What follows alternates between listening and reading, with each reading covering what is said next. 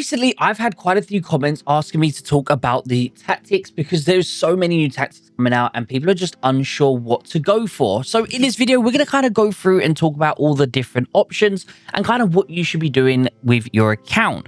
Now, one thing I do want to make sure, guys, that if you are unaware, obviously this is an event that comes around maybe once a month, I would say. And quite honestly, dude, I think that it's definitely something you need to be saving for. So the exact same way, guys, for example, you have the lounge. Okay, now most of you know what the exclusive lounge is. It's how you get lounge officers, meaning you get better officers by using your drink coupons over there. Same with the officer gear coupons as well. You'd save them up to be able to use in the officer one.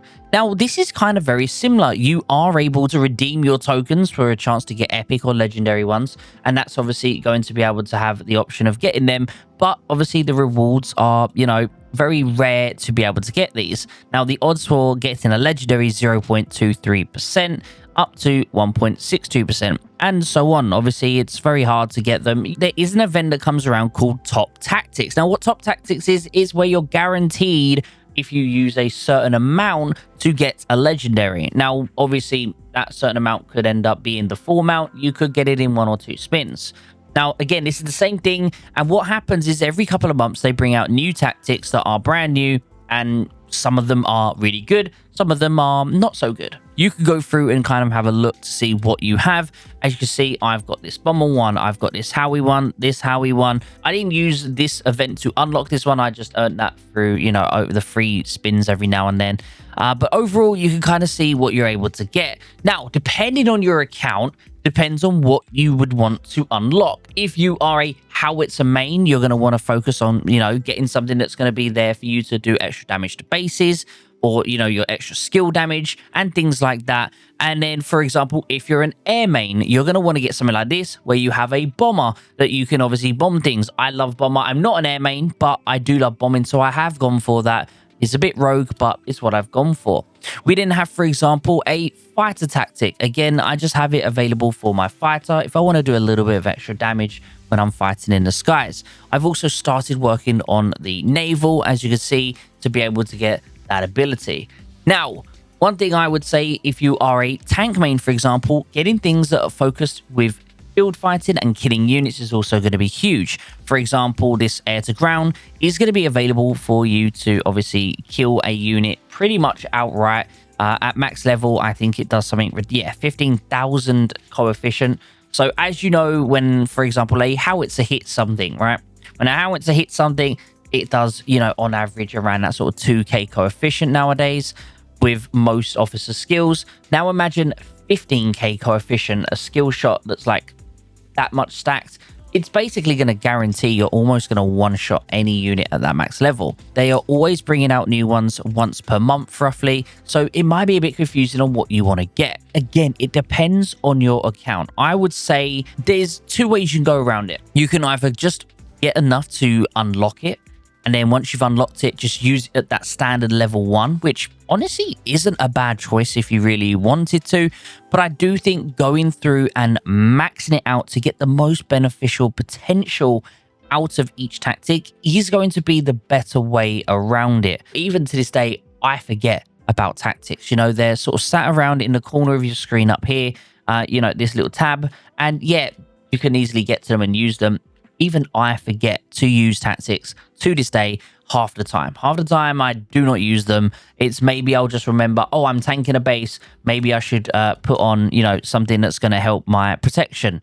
Oh, I'm about to attack a base. Let me quickly chuck on this, which is going to help give me extra damage towards that base. It is very rare that I actually remember to do it. And quite honestly, I forget quite a lot myself. So I don't blame anyone who does forget to use them. But I do believe if you are a sort of tank main, these are the ones I think are going to be very useful for you. So the first one is going to be this heavy drop. Now, honestly, heavy drop will work even if you're an artillery main, dropping just a unit really far away, because howitzers take a very long time to get somewhere. Maybe you have a rally that's already gone, you're late to the party, and if you was to cross and send your Howie to that rally, there's a good chance it's going to die, because obviously there's rats that are killing units that are traveling. You can teleport your unit across the map. I think this is quite honestly a very good skill to get, even at just level 1, in my opinion, just so you have it unlocked. Now, moving on to the next one, I think having something like this as well, if you are a tank main or, you know, a more field fighting, I should say, it selects one of your troops to basically go invisible, meaning you can go in and out of fights very easily. The more you level it up, the more you can take advantage of that invisibility by being able to go back into the invisibility after a certain amount of time. So again, this is also a really good skill for field. Now, if you are a sea main, this one here is going to be a very good. If you're a navy person, this is huge. Obviously, this is going to be able to be almost identical to this skill down here. Where is it? This one, which is the Hellfire Barrage. Again, another great one. We'll come back to that in a second, though. But this is the same thing as on the sea. It just hits multiple units. It targets 3 random units within X amount and deals damage to them. So again, this is a really good skill, and I do know that it refunds when you're at level 5. It will refund the consume tactic focus, meaning you can use this to kill some, instantly get your tactic back, use another tactic. So it can be very, very strong, and honestly, it's a really good one. But again, I'm still kind of just working on backfilling some old ones. I just got this one complete. I'm now working on finishing this one. Then I'm going to unlock this heavy drop because, again, it is a very good skill, if I'm honest with you. Even at level 1, I would advise getting this one if you can at some point. Another really decent one here is going to be the Incendiary Salvo. It's not quite as strong, obviously, as the air to ground, but it does have a really nice ability where it just burns over time. As long as it hits that unit, that even if that unit moves away, it's still going to be burning them.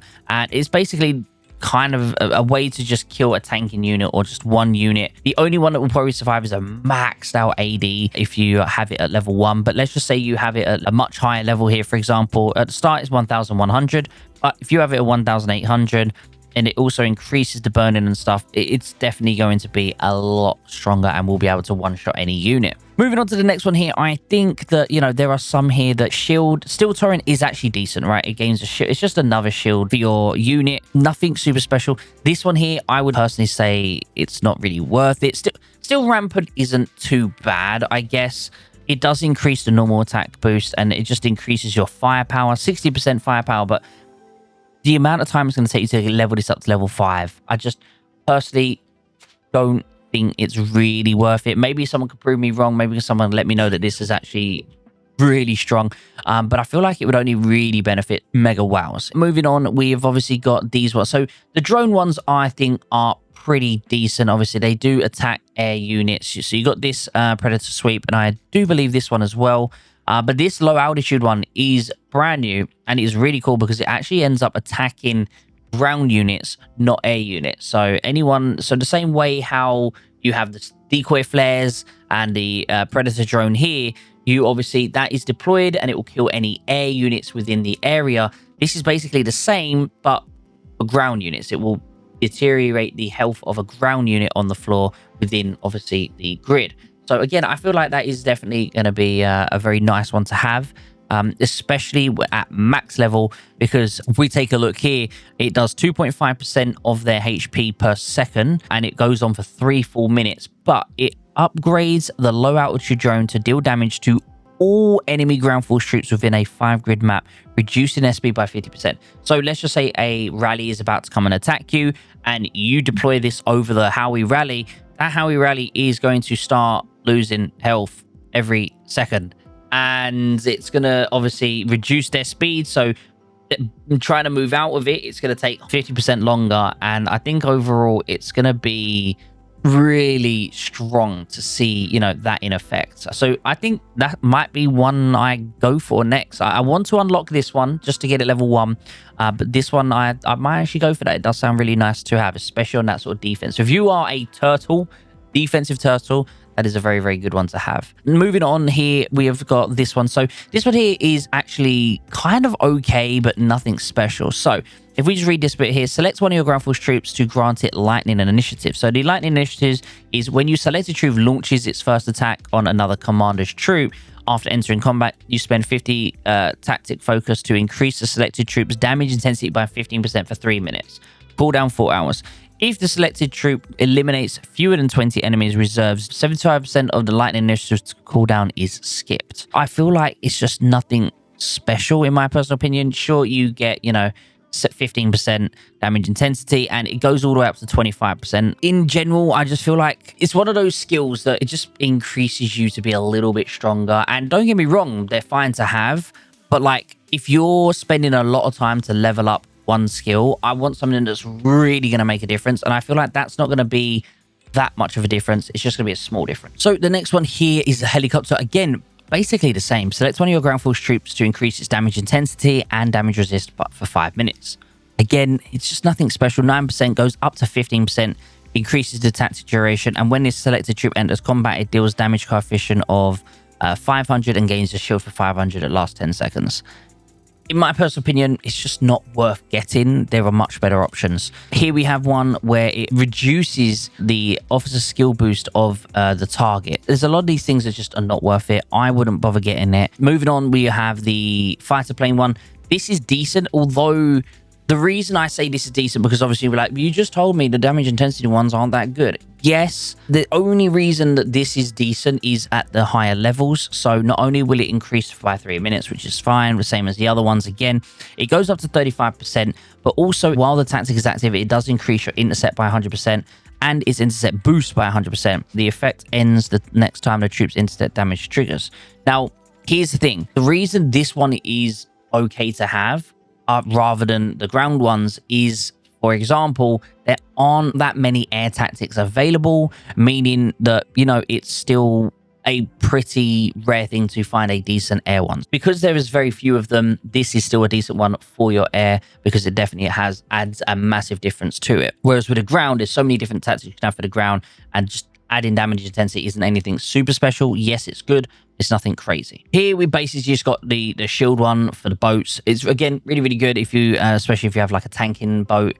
Do I think you need to get this to level 4? Probably not. I feel like if you just had this at level 1, again, it's going to be decent. I use this sometimes when I know I'm going into a fight and I'll be able to just give my, my unit a little bit of shield to protect itself. This is obviously the Hellfire Barrage. Hellfire Barrage in general is, as I said, really, really good. It's exactly the same as the previous one that we kind of went over in detail, the Maelstrom.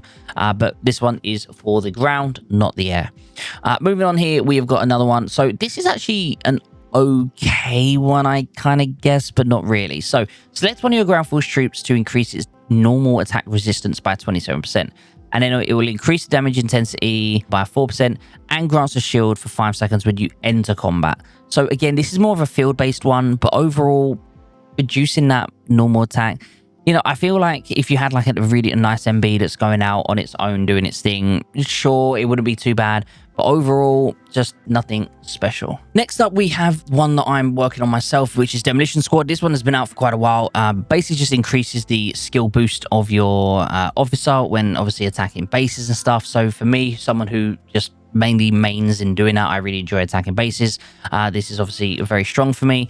It increases the damage intensity as well. No, nothing crazy. And then on the last one, while attacking a base, increase the damage intensity by 10% every 10 seconds, up to 30%. So again, there's not many bases you're attacking for 30 seconds, but, potentially if there is a whale and you're in a rally, it would help this one. But I guess every, just starting off with an extra 10% is anything terrible. But really like this one because it adds a lot of skill damage. Same with this, basically just adds skill damage and stuff. This is a nice tactic as well. If you're able to get it up eventually, I will go for this one as well. As I mentioned, this adds ground, amazing, especially if someone's tanking you, for example, you can just kill that tanking unit instantly. I don't have it, which, I feel like potentially might try and get it at some point, but I'm not in a rush to get this one. There are other ones I'd prefer to get. This one here, the Devil's Training, it basically just increases your training speed by 160%. And I do believe here, eventually it goes to 300. So if you had it at 300%, sure, that's really, really nice. But let's be honest, guys, most people have them. You just go to your buffs and, I've got 100% here, which is 270 of them. I got 200% here at 266, and I got a 500% here, and I got 150 of them. And you can get these very, very cheap. And just by doing bunkers, you get them for free. using up a lot of tactics to get that thing to level 5, in my personal opinion, isn't worth it.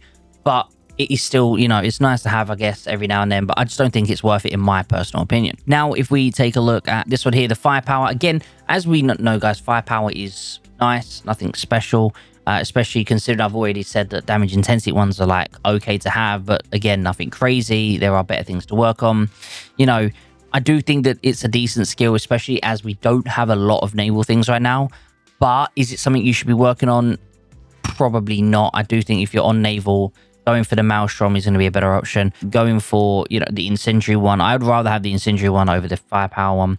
And then over here, this next one is the Iron Armada. This one's still fairly new. Select one of your naval troop forces to grant a shield. Again, just another shield one in the naval. And the damage intensity by 6% for all your naval troops and your allies within one map grid of the selected troop. It's nice because it obviously boosts the damage intensity of you and your allies. Obviously, at a higher level, again, it will give you a much bigger shield. Not the biggest. Obviously, there's, you know, the shields that are out now for level 1 have a better shield than this. Damage intensity 10% increases the area 2 map grids around your boat. All your allies will also get the buff as well.